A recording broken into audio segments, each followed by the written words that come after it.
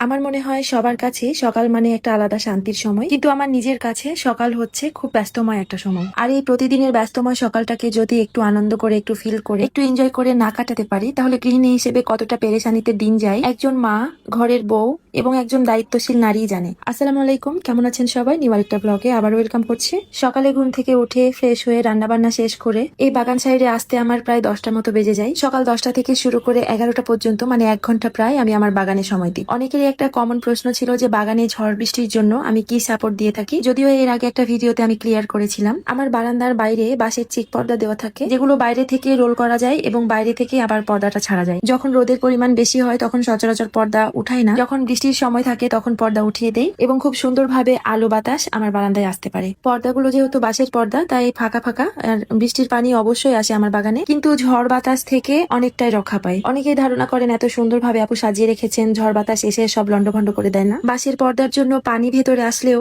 ঝড় বাতাস কিন্তু ভেতরে আসতে পারে না। আরো একটা কারণে যে বড় একটা সাপোর্ট পায় সেটা হচ্ছে আমার বারান্দা দৈর্ঘ্য প্রস্থের দিক থেকে দৈর্ঘ্য বেশি হওয়ায় এবং প্রস্থ কম হওয়ায়। দৈর্ঘ্য প্রায় 9 ফিট মতো আর প্রস্থ 2 ফিট। এই কারণে যদি দৈর্ঘ্য প্রস্থ সমান সমান হতো তাহলে এতটা সাপোর্ট পাওয়া যেত না। আরো একটা বিষয় আপনাদের দেখাই, বৃষ্টির অতিরিক্ত পানির জন্য এই যে অনসিডিয়াম সারি অর্কিডটা পচন ধরেছে। এখন আবার এটাকে ম্যানসারের পানিতে কিছুক্ষণ ভিজিয়ে রেখে নতুন ভাবে আবার রিপোর্ট করে দিব।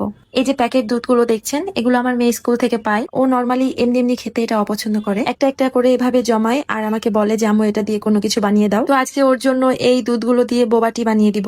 বোবাটির রেসিপিটা কয়েকবার আমার পেজে দেওয়া আছে, তাই আজকে সম্পূর্ণ রেসিপিটা দিলাম না। বোবাটি বানানো যখন নিজে শেখা যাবে, এই গরমের মধ্যে যখন ইচ্ছে হবে তখনই বানাতে পারবেন। আর আরো একটা বেনিফিটস পাওয়া যায়, সেটা হচ্ছে এই খাবারটা অনেক হেলদি এবং পুষ্টিকর। এটা সম্পূর্ণ যেহেতু প্রাকৃতিক জিনিস দিয়ে বানানো হয়, দুধ এবং সাবুদানা, সেহেতু ভয়ের কোনো কারণ নেই। আর যে বাচ্চারা দুধ খেতে চায় না, এই খাবারটা অনেক পছন্দ করবে। তো এই গরমের মধ্যে আমার নিজেরও অনেক বেশি খেতে ইচ্ছে করছিল। তার সাথে আরো একটা ইচ্ছে হলো এইবারের বোবা পার্লগুলো একটু বড় সাইজের বানাবো। তো যাই হোক, আজকের দিনটা এভাবেই কাটালাম।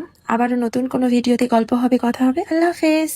কিছু টাকা ইনকামের জন্য আমি আমার সন্তানদের অবহেলা করে কখনোই তাদের শৈশব নষ্ট করতে চাই না, কারণ টাকা পয়সা জীবনে আবারও আসবে, কিন্তু আমার সন্তানদের শৈশব একবার চলে গেলে সেটা আর কোনোদিন ফিরে আসবে না। এই কথার গভীরতা হয়তো সেই মায়েরাই সবচেয়ে ভালো বুঝবেন যারা একা হাতে সংসার, সন্তান এবং নিজের সব দায়িত্ব সামলে চলেন, যাদের পাশে সাহায্য করার মতো দ্বিতীয় কেউ নেই।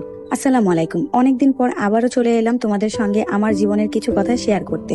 তোমাদের অনেকেই হয়তো লক্ষ্য করেছো, ইদানিং আমি আমার পেজে খুব বেশি অ্যাক্টিভ নই। ক্লাস করানো আপাতত বন্ধ রেখেছি, এমনকি ভিডিও আগের তুলনায় অনেক কম দিচ্ছি। এর সবচেয়ে বড় কারণ আমার সন্তানরা। তোমরা জানো, আমার সংসারে 2 সন্তানকে নিয়ে প্রায় সব দায়িত্বই আমাকে একাই সামলাতে হয়। সংসারের কাজ, পেজ পরিচালনা, ক্লাস নেওয়া, সবকিছু একসঙ্গে করতে গিয়ে বুঝতে পারছিলাম আমি আমার বাচ্চাদের যথেষ্ট সময় দিতে পারছি না। ওরা দুজন একসাথে খেলা করে নিজেদের মতো করে সময় কাটায় ঠিকই, কিন্তু গত 1 মাসে আমি লক্ষ্য করলাম আমার বড় মেয়ের পড়া